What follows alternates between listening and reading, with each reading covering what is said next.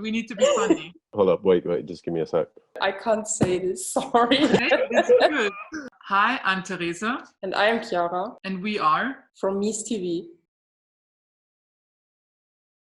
Due to the corona situation, we couldn't come to Oslo and had to come up with solutions. Lucky us that we found these wonderful guys in Oslo that helped us out.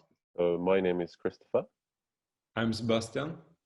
And I'm Noah, and the three of us are students at the Oslo School of Architecture. Have fun. And enjoy the following episodes.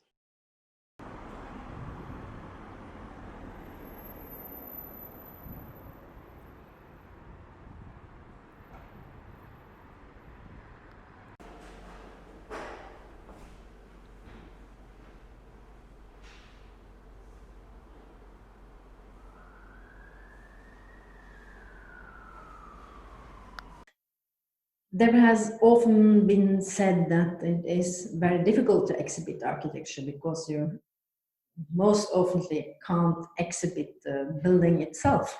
But architecture is, of course, much more than the building itself. But I think it's a field of ongoing exploration. It needs to be challenged. It needs to, the architecture exhibition has always to redefined itself. Where the arts is shown in a gallery as they are, that's their habitat. So the gallery is the habitat. It's meant to be shown in a gallery. It's meant to be understood in a gallery, generally speaking, of course. Whereas architecture will always be some kind of representation of a discussion or a representation of a format. Architects their habitat is actually the buildings, actually the city planning, actually the streets, and the gallery will always be that representation that comes perhaps for them parallel. So I think that the exhibition or the gallery space can contribute to the field of architecture with a form of critical reflection that has a different approach than say a architecture seminar. Young and upcoming is important to show as the underground of things where these new ideas happen. But in order to understand these new ideas or the innovative sort of, and not necessarily the mature ideas, is best understood if you see it in conjunction with the more established.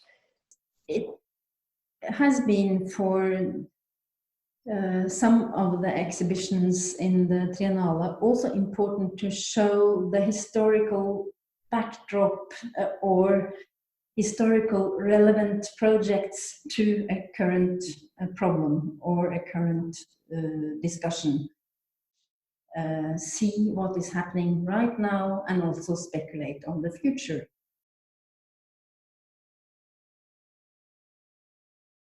There has been 7 editions of this festival, and I have been involved in 5 of them. To me, that was a complete new thing as I started the position as director. So that was one of the first things that was said is that 3 weeks after you begin, OAT will open, but that's an organization. They have their own curator team and their own logic. It is a very interesting group. The members are all within the architectural organizations in Oslo and Norway. And together we can do more than each of the singular members. The 3 last editions of the Oslo Architecture Triennale have shown that OAT has the capacity of being on the spot, on the relevant issues in the field of architecture and urbanism.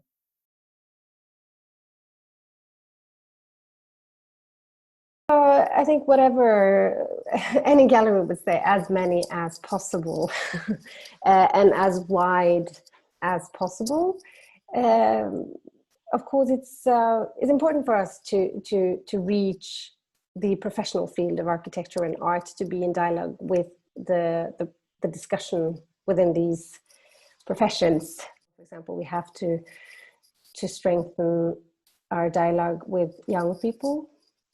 So that's also something that we're currently working on, about how to make young people feel that their experience and their lives is relevant for discussing architecture, so they can see themselves as architects and artists, no matter what their social class or belongings or identity is. I think it's a very good idea that Oslo School of Architecture developed this academy, bringing many international architectural schools with their professors, teachers, students to Oslo. So the different formats of the Oslo Architecture Triennale have the capacity to reach different types of audiences. We try to work with the language. We as an institution have to work with the language and to simplify that language or translate it into an everyday language. I don't say that we manage that. We do those mistakes that we just speak our own language. But that's certainly something that we are discussing internally and also try to do when we mediate, both in how do we write about our exhibitions and our projects, how do we meet the audience in the galleries. OAT is now in a very good position because we are celebrating our 20th anniversary, and that is a good opportunity to discuss what has been and where are we going. I think we should allow OAT to be still be flexible and to go in different directions. But maybe we have had a period now with these 3 last editions very much international oriented, and maybe there is a time also now in this pandemic to be more local, but still attract international capacities. That is, of course, very important for Oslo, for the Triennale, for the architectural debate and discussions.